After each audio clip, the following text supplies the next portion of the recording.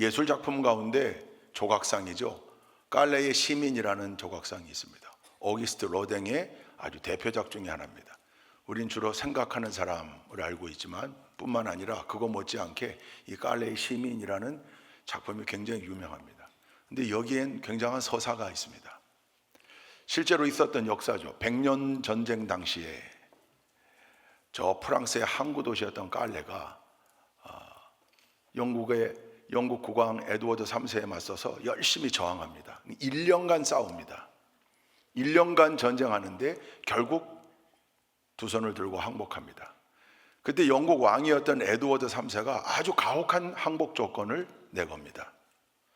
깔레의 시민들을 살려주겠다. 다만 6명은 죽여야 되겠다. 6명.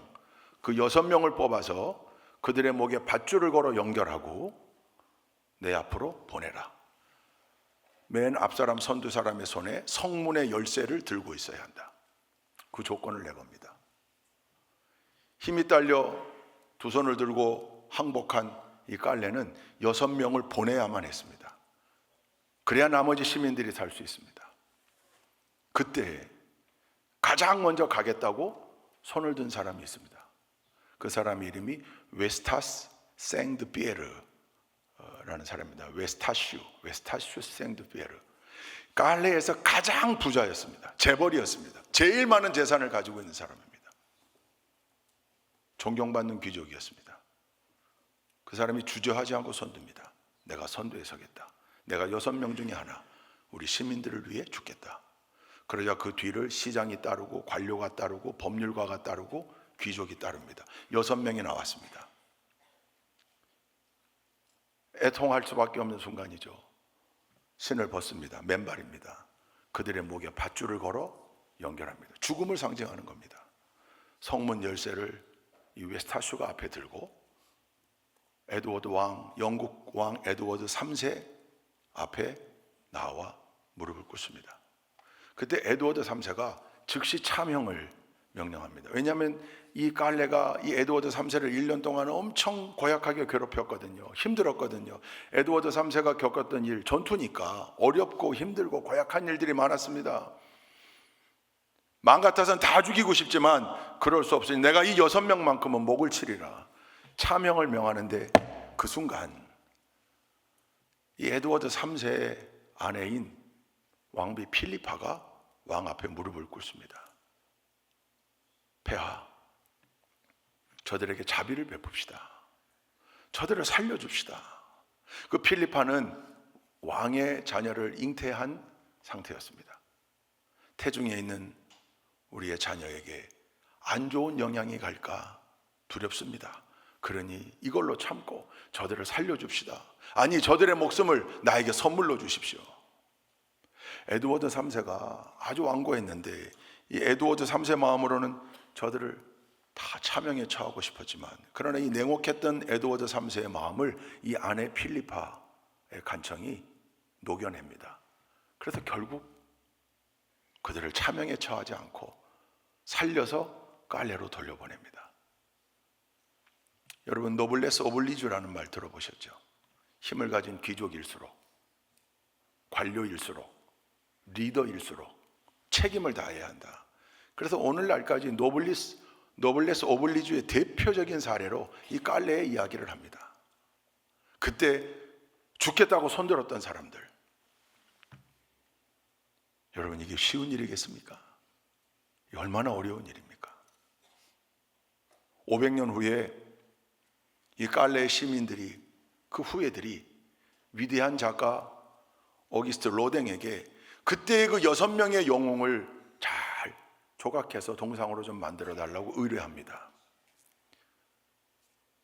그때 로댕이 심혈을 기울여 6명의 모습을 조각해서 가지고 오는데 깔레의 시민들이 경악을 금치 못합니다. 영웅의 모습을 보여달라고 했거든요. 그 영웅들을 조각으로 만들어 달라고 했거든요. 영웅들이잖아요. 그런데 초라하고 비참하기 짝이 없었습니다. 왜요? 사실대로 묘사해야 되니까. 신은 벗었습니다. 맨발입니다.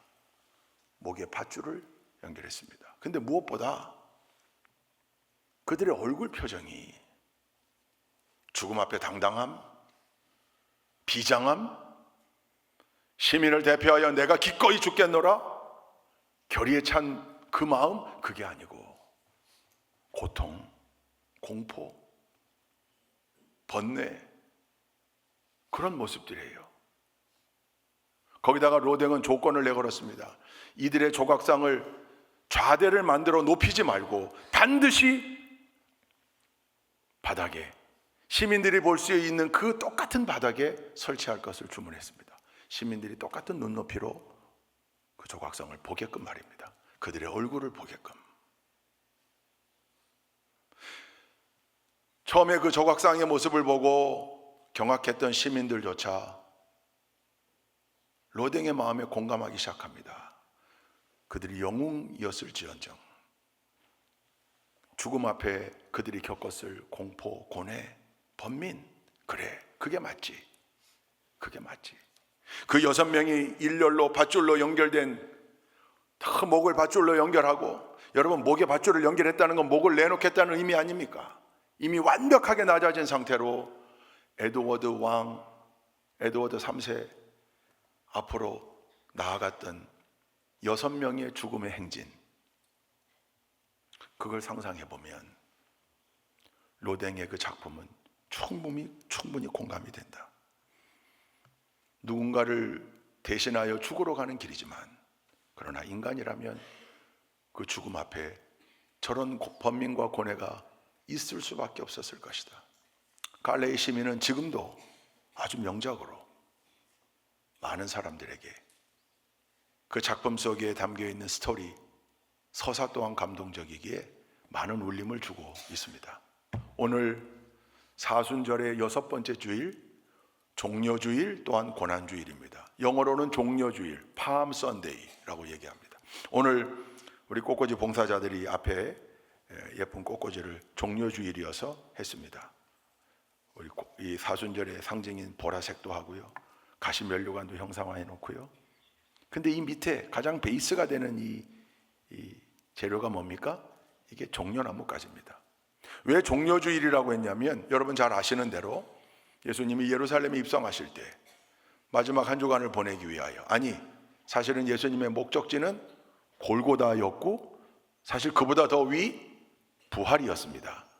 그 사건을 위해, 그 위대한 사역을 위해 예루살렘에 들어오실 때 많은 사람들이 종려나무가지를 꺾어 흔들었다. 그리고 자기들의 겉옷을 벗어 그 행렬 앞에 깔았다. 여러분 지금도 옷이 중요하지만 그 옛날엔 이 옷은요 엄청나게 중요한, 특히 겉옷, 속옷, 그 속옷이 우리 같은 속옷이 아니죠. 당시 예수님 당시에 성경에 나와 있는 겉옷을 달라 하면 속옷까지 벗어주라, 더러운 속옷을 왜 나한테 주라는 거야? 그게 아니고, 그게 겉옷은 이불도 되고요, 속옷이 우리가 입는 지금의 일상복 같은 걸 거예요. 많지 않았어요. 그게 매우 중요해요. 근데 그걸 행렬 앞에 깐다, 그건 최고의 예우, 최고의 존중을 표하는 거죠. 오늘 복음서에 보니까 종려주일의 모습이 그러했습니다. 종려나무가지로 흔들었습니다. 여러분이 종려나무가지를 흔들거나 겉옷을 벗어서 길에 까는 행위는 딱 2가지 경우에만 있었습니다. 첫째, 왕의 행렬을 환영할 때, 왕 앞에 엎드릴 때. 두 번째는요, 전쟁에서 승리한 장군이 개선할 때, 그때였습니다. 그러니 이게 어떤 표현이었는지 가히 짐작이 됩니다. 그래서 종려주일입니다. 그런데 동시에 예수님이 그렇게 열렬한 환영을 받고 예루살렘에 입성한 이유는 십자가를 위해서였거든요.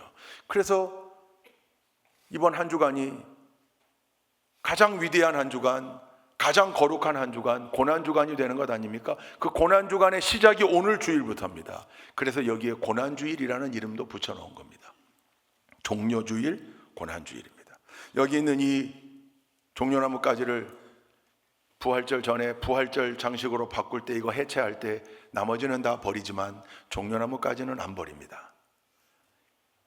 이건 잘 모아서 보관해 놓습니다. 말립니다. 그랬다가 언제 이걸 태웁니까?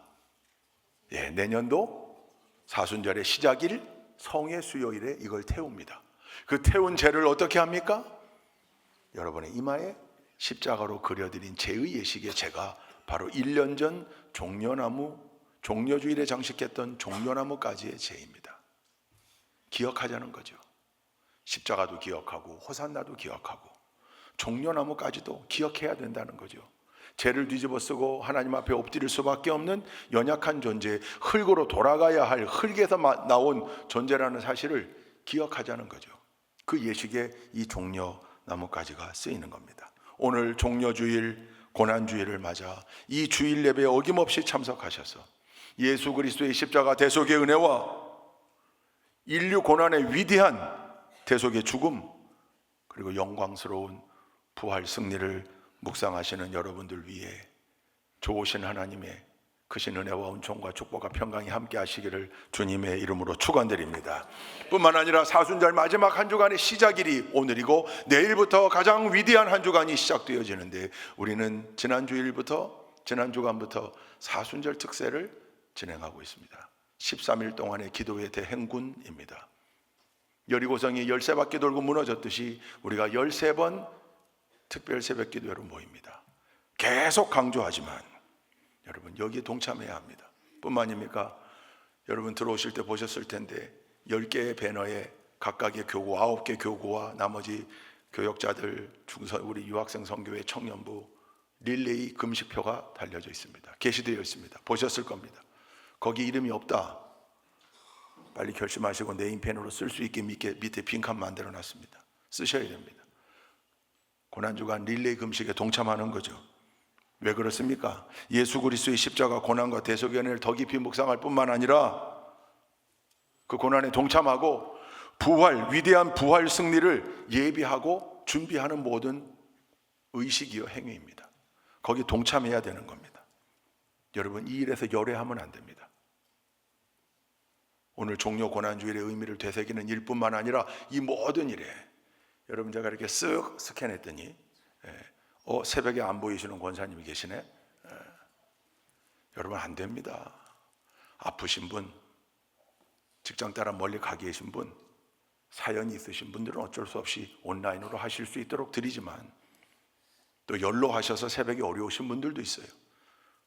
그러나 팔팔한 분들이 하나님이 주신 건강한 몸을 가지고 1년에 고작 13일, 전반기에 13일, 후반기에 12일, 매월 한 번씩 월삭기도회, 여기 동참하는 것을 스스로 열애한다? 그분들에게 십자가 대속의 은혜와 고난과 부활 승리는 어떻게 묵상이 되어질까? 전 너무 걱정이 됩니다. 여러분, 우리 좋은 교회 공동체가 왜 좋은 교회입니까? 열애하는 사람 없이 늘 함께하고 서로에게 힘이 되고, 그리고 언제나 우리에게 주신 사명을 감당하기 위해 노력하고, 오늘 우리 시온 찬양대의 찬양대로 그 예수님의 사랑을 가지고 나가 전하기 위해 그 사명 감당하기 위해 함께 힘을 모으는 신앙생활을 여기까지만, 아니요, 그건 지혜가 아닙니다. 어리석음입니다. 신앙의 본질로, 신앙의 근원으로 주저하지 않고 들어오는 우리 좋은 교회 모든 믿음의 권속들, 저 위에 있는 유학생 선교회 우리 중선부 학생들까지, 함께 예배하고 있는 우리 청년부 모든 자녀들까지 한 명도 예외 없이 열애하지 않고 동참하는 여러분들 되시기를 주님의 이름으로 축원드립니다. 역사학자여 역사신학자였던 마커스 보고하고 존 도미닉 크로산이라는 두 교수가 같이 책을 쓴 게 몇 권 있습니다. 그 가운데 아주 명저가 하나 있습니다. 그 책 제목이 뭐냐면 마지막 일주일입니다. The Last Week입니다.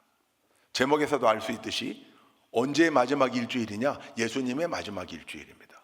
그래서 오늘부터 부활절 아침까지, 그러니까 정확히 말하면 8일입니다. 그 8일간의 여정을 역사적 고증을 섞어가며, 성경은 물론이고 당연하고 거기에 역사적 고증을 섞어서 딱 재구성해 놓은 책입니다. 아주 좋은 책입니다. 이 책의 1장이 오늘 종려주일, 고난주일, 오늘에 해당되는 챕터입니다. 온갖 설명을 다 해놓았습니다. 여기에 보면 아주 유니크한 관점이 하나 등장하는데, 그게 바로 두 제국의 충돌이라는 관점입니다. 두 제국, 뭘까요? 하나는 두 제국이라고 그랬으니까 오늘 이 사건이 일어난 우리가 읽은 마태복음 21장 종려주일의 사건을 너무나 잘 알잖아요. 두 제국이니까 하나는 뭡니까? 하나는 제국이라는 용어를 붙이면 앞에 당연히 자연스럽게 이때 당시에 세계를 호령했던 제국, 로마 제국이잖아요. 로마 제국. 또 하나는요, 이건 제국이라고 명명하기가 좀 어려워요. 이걸 왕국이라고 할 수 있을 거예요. 하나님 나라, 하나님의 왕국. 제국과 왕국, 로마 제국과 하나님 왕국의 충돌이라는 관점을 제공합니다. 그래서 오늘 우리도 이 말씀 시간에 이 두 제국의 충돌이라는 관점을 가지고 오늘 우리가 읽은 마태복음 21장 본문을 바라보면 중요하게 보이는 것들이 있습니다. 놓쳐서는 안 되는 중요한 것들입니다. 오늘은 말씀 한 절 한 절 강의하기보다 이 전체 스토리를 놓고 두 제국의 충돌이라는 관점으로 오늘 우리가 읽은 본문 말씀을 바라볼 때 우리가 발견하고 잊지 말아야 될 사실이 무엇인가? 분명하게 보이는, 그리고 중요하게 보이는 것들, 그거 나누려고 합니다. 첫째, 이 예루살렘의 입성, 이 사건이 있었던 때가 언제입니까?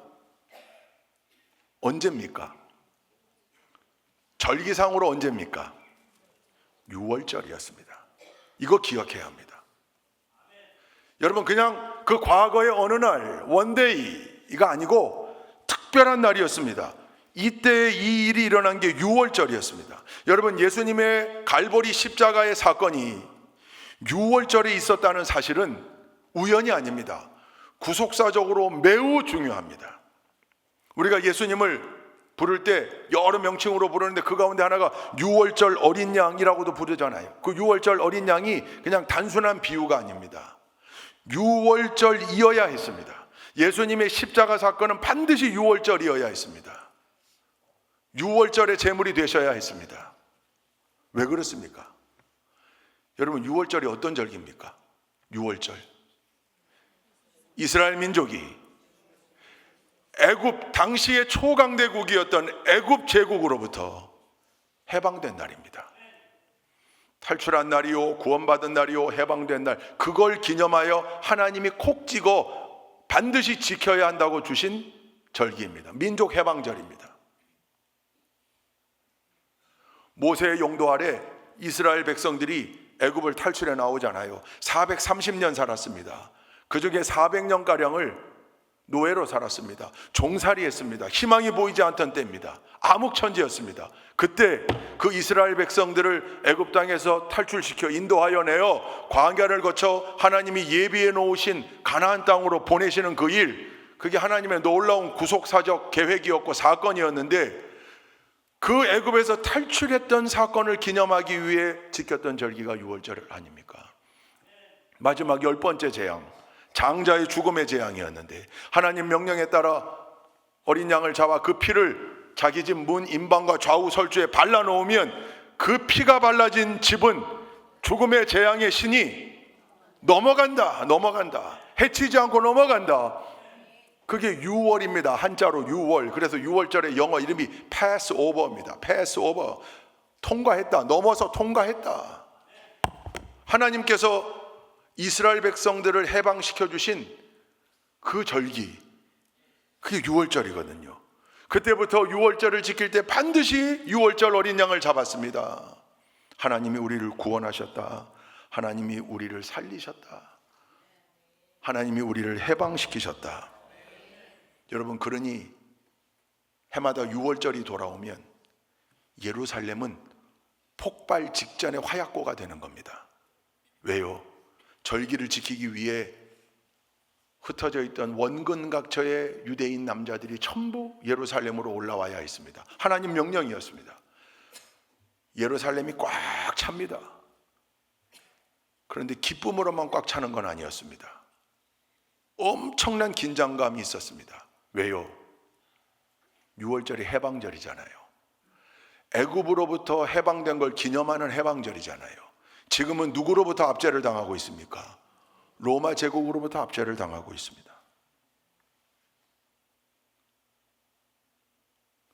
구속사적으로 보면 반드시 6월절이어야 했고, 그 유월절의 역사적 상황을 고려해 보면 이건 하나님이 이렇게 설계하셨고 이렇게 될 수밖에 없었겠구나 생각할 수밖에 없습니다. 로마 제국의 입장에서는 폭동과 반란을 가장 경계할 수밖에 없었던 시기가 유월절이었습니다. 그때 예수님이 들어오셨습니다. 이걸 기억해야 합니다. 둘째, 그날 그 유월절에, 그해 유월절에 두 개의 행진이 있었다. 성경은 하나의 행진을 우리에게 설명하고 있습니다. 예수님의 행진입니다. 성경엔 기록되지 않았지만 또 하나의 행진이 있었습니다. 누구의 행진이었냐면, 이건 역사적 팩트입니다. 빌라도 총독의 행진입니다. 그러니까 하나는 예수 그리스도의 행진이요, 하나는 빌라도 총독의 행진입니다.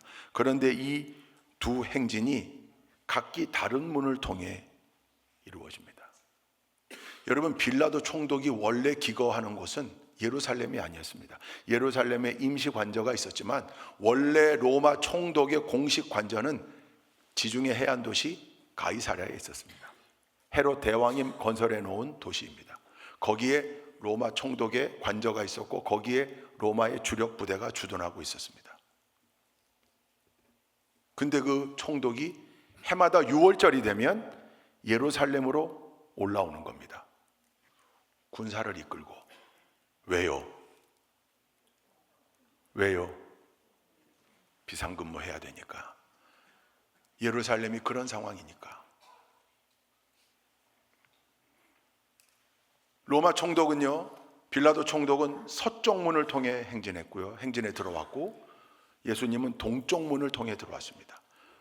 예루살렘 성에는 8개의 문이 있습니다. 8개. 거기 다메섹 문도 있고 덩게이트, 분문이라고 하는데 우리로 말하면 똥문, 예루살렘 거민들이 배설물을 치웠던 그런 문도 있고 8개의 문이 있는데 그 중에 대표적인 문이 동문과 서문인데, 서문은 요빠문이라고 되어 있습니다. 영어로는 자파 게이트인데, 왜냐하면 그 서쪽으로 나가면 가이사랴도 있고 그 위에 요빠가 있습니다. 큰 항구 도시입니다.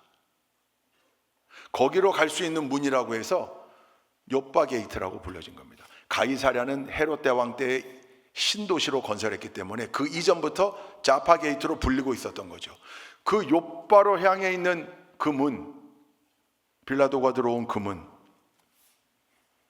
예수님은 동쪽 문을 통해 들어옵니다. 반대 문입니다.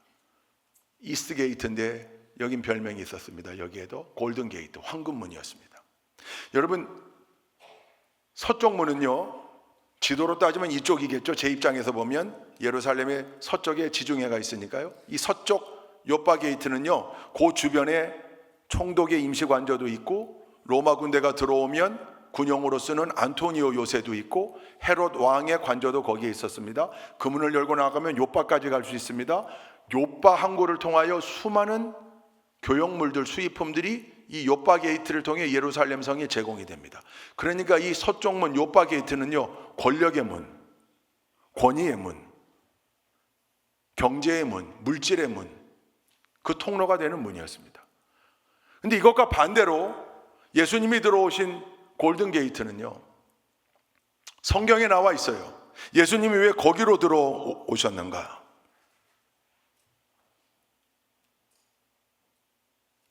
에스겔서 43장에 보면 환상 가운데 하나님의 영광이 동쪽 문을 통해 성경으로 들어온다, 그렇게 기록되어 있고요.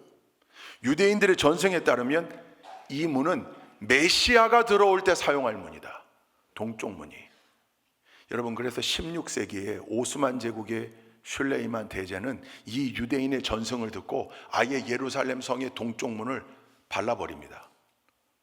바위로 갖다가 묶고 돌가루로 발라버려요. 지금도 막혀져 있습니다.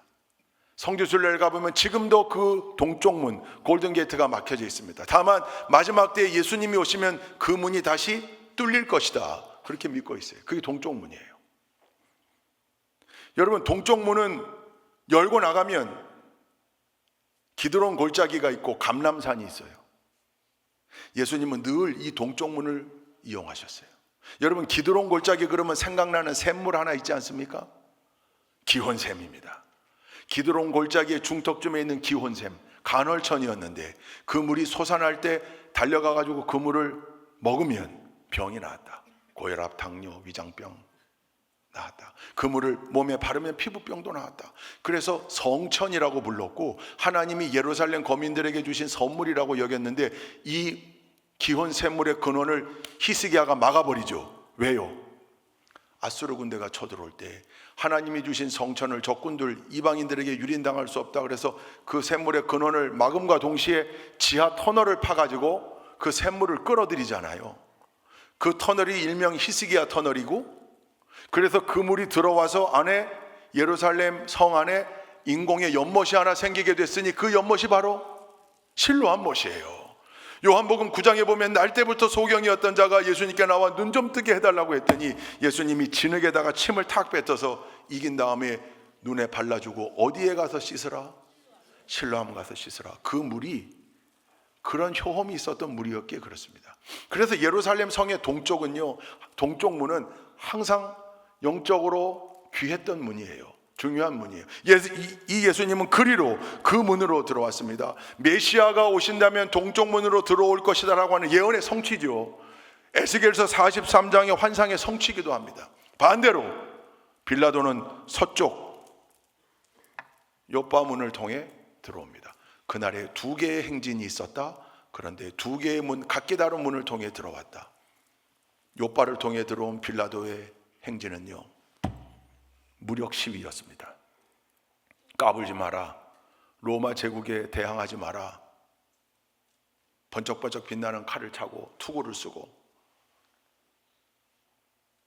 비싼 갑옷을 입고 군마들을 앞세워 칼을 찬 기병들이 앞장서고 그 뒤를 보병대가 창을 들고 뒤따릅니다. 따를 때마다 창이 땅에 닿는 소리들이 들립니다. 뿐만입니까? 빌라도를 따르는 로마 군병들의 발자국 소리입니다.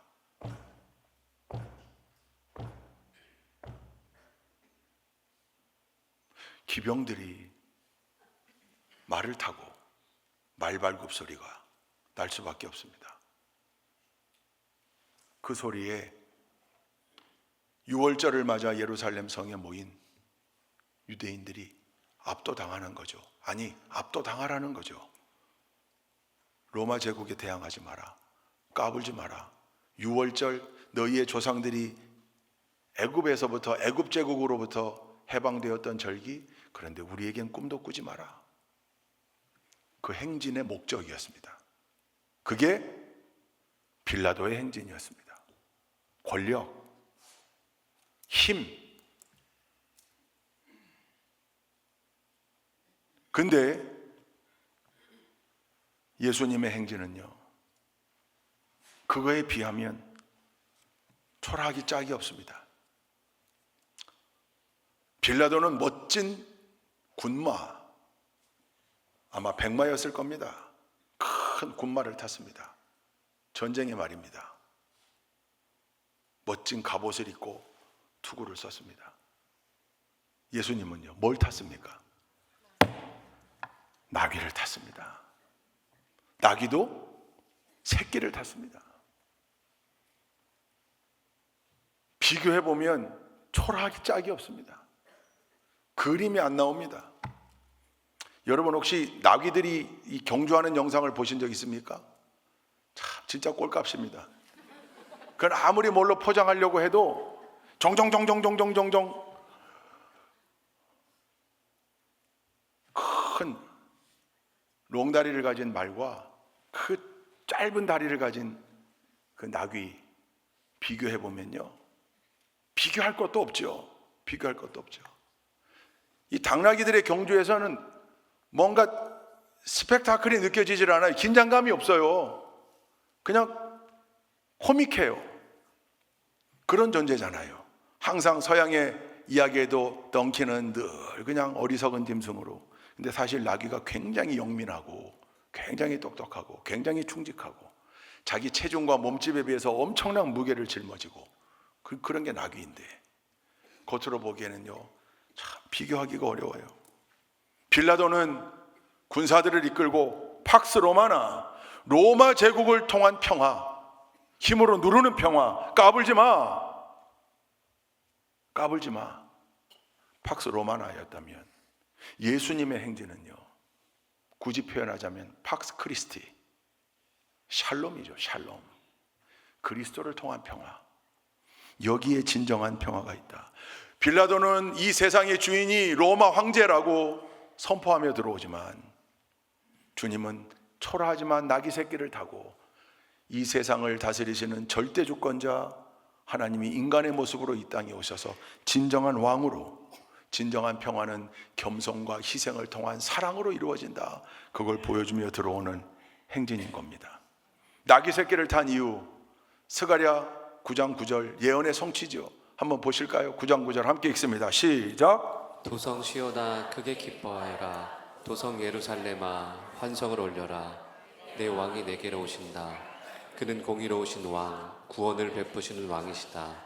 그는 온순하셔서 나귀 곧 나귀 새끼인 어린 나귀를 타고 오신다. 아멘. 아멘. 빌라도가 서쪽문을 통해 엄청난 군사력을 앞세운 제국의 힘을 보여주는 무력 시위였다면, 동쪽으로 들어오시는 예수님의 이 행진은 겸손과 희생의 메시지를 들고 들어오시는 구원의 행진이었습니다.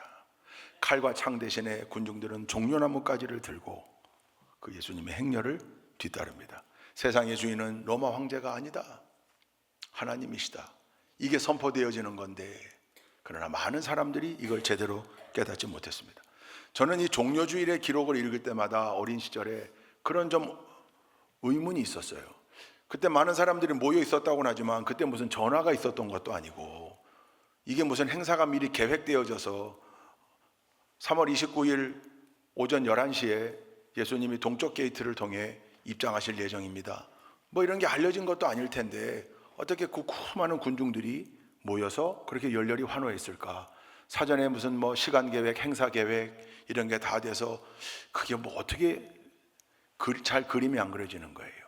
근데 이 두 학자의 책을 보니까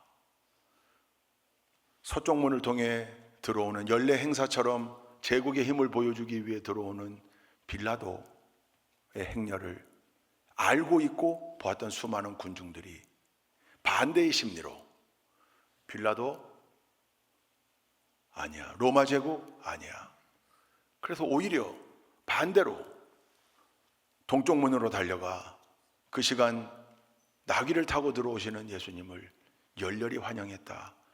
그게 이해가 되더라고요. 물론 그들의 환영은 다른 목적이 있었지만 상황이 그랬구나.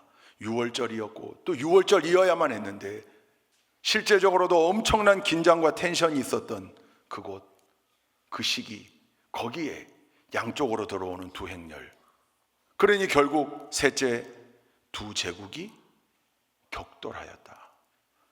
로마 제국과 하나님 나라가 예루살렘이라는 한 도시에서 격돌하는 순간이 오늘 있었던 일입니다. 실제로 두 행렬이 맞닥뜨리거나 부딪히진 않았습니다.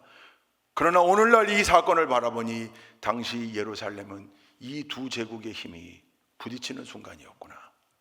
많은 사람들 눈엔 결국은 빌라도가 이긴 것처럼 보였지만 그렇습니까? 아니지 않습니까? 여러분, 로마 제국이 영원했습니까? 지금 남아 있습니까? 여러분, 인류의 역사 가운데 영원한 제국이 있습니까? 없습니다. 단 한 나라도 없습니다. 단언컨대 미국도 그럴 겁니다. 영원한 나라는 없습니다. 저 하나님 나라, 하나님의 왕국 외에는 영원한 나라가 없습니다. 여러분, 사람이나 공동체나 조직이나 무언가를 리딩하는 선두에 선 존재가 되려면, 사람으로는 리더가 되려면, 나라로 보면 리딩 컨트리, 리딩 네이션이 되려면 동일해요. 힘만 가지고는 안 돼요. 힘만 가지고 끌 수는 없어요. 자발적으로 따라오게 만드는 힘이 있어야 합니다. 팔로워들이. 그게 뭡니까? 가치, 도덕, 사랑, 희생, 그런 게 있어야 돼요. 그래야 선진국이에요. 진정한 선진국. 지금 이 미국 때문에, 이스라엘 때문에 지금 온 세계가 고통을 겪고 있습니다. 도대체 어디로 튈지를 알 수가 없고, 이게 도대체 국제적인 룰도 없고 합리적인 해석으로 해석도 안 되고, 요즘 아마 외교 전문가들이 죽을 지경일 거예요. 평론하고 싶어도 본인들의 이 이론의 해석의 틀 가지고 해석이 돼야 말이죠. 교만한 거예요. 언제든지 때릴 수 있고, 우리는 다 박살낼 수 있고, 멸망전 갈 수 있고. 하나님이 그런 힘을 한 나라에게 주지 않으셨습니다. 겸손하지 않으면 저건 미국의 몰락을 더 가속화시킬 뿐이라는 생각이 들어요. 안타까운 일이죠. 우리나라가 지금 전 세계 10위 안에 8위 안에 이렇게 들어가는 선진국이라고 그러면 우리는 반면교사로 삼아야 합니다. 영원한 나라는 없다. 그래서 언제나 더 엎드려야 하고 겸손해야 되고, 특히 하나님의 이끄심 속에 세상 역사가 굴러가고 있다. 절대주권자이신 하나님 앞에 온전히 엎드려 경배해야 한다. 여러분, 늘 마음에 담아야 되는 거죠. 두 제국이 충돌하면 인간적 눈으로 보면 로마가 이긴 것 같지만 로마는 끝내 몰락합니다. 예수님은요, 2000년이 지난 지금도 온 세계의 크리스찬들의 마음에 살아계셔서 전 세계가 오늘 종려주일에 예수님의 행렬, 예수님의 행진, 예루살렘 입성을 이야기하고 있을 겁니다. 위대한 승리가 말씀 안에 있고 하나님 안에 있음을 기억해야 할 줄로 믿습니다. 마지막 넷째, 호산나가 십자가로 변했다. 두 제국이 충돌하고 난 다음에 1차적으로 보여진 결과입니다. 호산나의 뜻이 뭡니까? 우리를 구원하소서, 우리를 구원하소서. 여러분, 그때 종려나무까지를 들었던 군중들이 뭐라고 외쳤습니까? 오늘도 교동문에 나온 것처럼, 또 본문 말씀에 나와 있는 것처럼 소리 높여 이르되 호산나, 다윗의 자손 예수여 호산나. 무슨 뜻입니까? 주여 우리를 구원하소서, 구원하소서, 호시아나, 호시아나, 우리를 구원하소서. 그런 외침이 불과 5일이 지나 십자가에 못 박으소서, 십자가에 못 박으소서, 그렇게 바뀌어요. 호산나가 변하여 십자가가 된 데 중의적 두 가지 의미가 있습니다. 군중들의 입장에서 보면 호산나를 외쳤던, 군중들이 외쳤던 호산나가 그들의 입에서 5일 만에 저를 십자가에 못 박아라 그렇게 외쳤던 십자가로 변했지만, 하나님의 구속사적인 입장에서 보면 호산나 하고 외친 그들에게 예수 그리스도의 구원의 십자가를 주신 겁니다. 영원한 십자가 말입니다.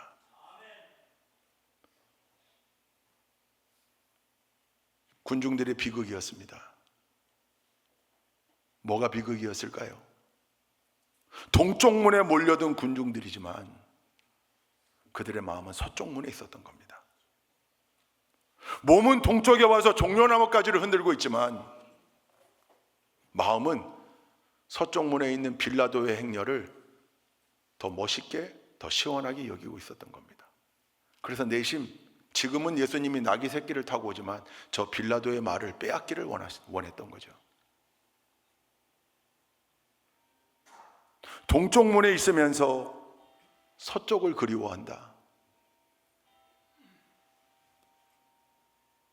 여러분, 찔리지 않습니까? 저는 말씀을 준비하면서도 너무 찔리더라고요. 늘 동쪽문에서 산다고 자부하고 살지만 제 속에도 늘 서쪽문을 향한 갈망이 있더라고요.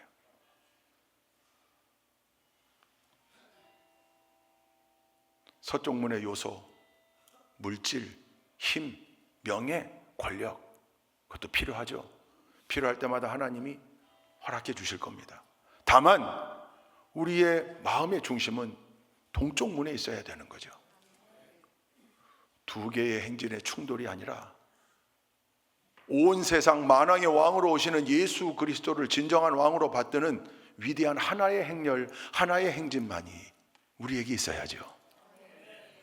그러나 우리의 삶을 보면 군중들처럼 변질되어 호산나, 그게 십자가로, 아니 애초부터 호산나 호시아나가 예수 그리스도를 위대한 완벽한 하나님 구원자로 고백한 믿음에서 나온 말이 아니었으니 결국은 부족했던 외침이었던 겁니다. 여러분, 두 제국의 충돌이라는 관점에서 오늘 말씀을 보니 이 네 가지가 보여요. 그러면서 계속하여 대비되는 개념이 보입니다. 두 개의 행진이 있었습니다. 두 개의 문이 사용되어졌습니다. 전쟁의 말이 있었는가 하면 평화의 나귀가 있었습니다. 로마 제국과 하나님 나라가 충돌했습니다. 높은 보좌에 앉은 빌라도, 낮은 나귀 거기에 앉았던 예수 그리스도, 멋진 철갑 투구를 썼던 빌라도, 결국은 가시면류관을 쓰시는 예수 그리스도, 로마 군병들의 창검이 숲을 이루었던 서쪽문의 행진, 종려가지가 흔들리고 있었던 종려가지의 물결 동쪽문의 행진, 힘과 공포를 통한 평화 팍스, 아니 사랑과 정의를 통한 평화 샬롬, 정복의 승리와 순환의 승리, 군중의 열광, 대비되는 제자의 헌신, 호산나와 십자가. 여러분, 동쪽 문에서 서쪽을 꿈꾸는 삶이라면 진정한 신앙의 삶이 되기 어렵지 않겠습니까? 세상은 우리대로 계속 서쪽 문으로 오라고 손짓합니다. 서쪽으로 와라, 서쪽으로 와라. 요빠 게이트로 와야 살 길이 있다. 힘이 여기에 있다. 권력이 여기에 있다. 근데 아니요, 예수님은 우리더러 늘 동쪽으로 오라고 손짓하고 계십니다. 진정한 겸손과 희생과 사랑을 통해 온전한 평강이 주어진다. 수많은 군중들의 서쪽 문을 향한 욕망의 마음을 담아 예수님 십자가 지셨습니다. 그 십자가에 다 못 박았습니다. 근심, 걱정, 염려뿐만 아니라 깊은 우울, 그 예수님이 다 십자가에 지고 십자가에 못 박히십니다. 그래서 우리에겐 부활의 승리가 기대가 되는 겁니다. 진정으로 부활의 승리를 고대한다면 여러분, 정답은 명확합니다. 우리는 언제나 동쪽 행렬에, 동쪽의 대행진에 있어야 합니다. 거기에 있을 때 온전한 부활 승리가 우리에게 축복이 될 겁니다. 화려하지만 죽어가는 길 서쪽을 택하시겠습니까? 초라해 보이지만 생명을 살리는 길 동쪽을 택하시겠습니까? 여러분, 언제나 명확합니다. 이 명확한 선택 위에 주저하지 마시고 언제나 그 멋진 행렬에 동참하시는 우리 사랑하는 좋은교회 모든 동역자들 다 되시기를 주님의 이름으로 축원드립니다. 기도하시겠습니다. 좋으신 하나님, 호산나를 외쳤던 그 수많은 군중들이 불과 5일 만에 예수를 십자가에 못 박으라고 외쳤습니다. 군중들의 변질이었습니다. 그러나 주님은 그 호산나를 위대한 십자가로 받으셨습니다. 온 인류를 살리신 구원과 대속의 십자가였습니다. 그래서 우리는 언제나 예수 그리스도의 행렬, 동쪽 문을 통해 골든 게이트를 통해 예루살렘 성에 입성하신 예수님의 행렬을 뒤따라야 함을 믿습니다.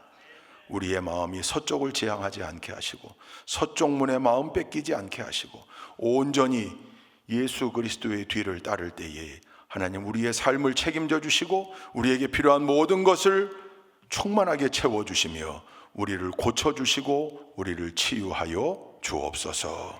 하나님의 역사하심을 믿고 기대하오며 예수 그리스도의 이름으로 기도 올리옵나이다. 아멘.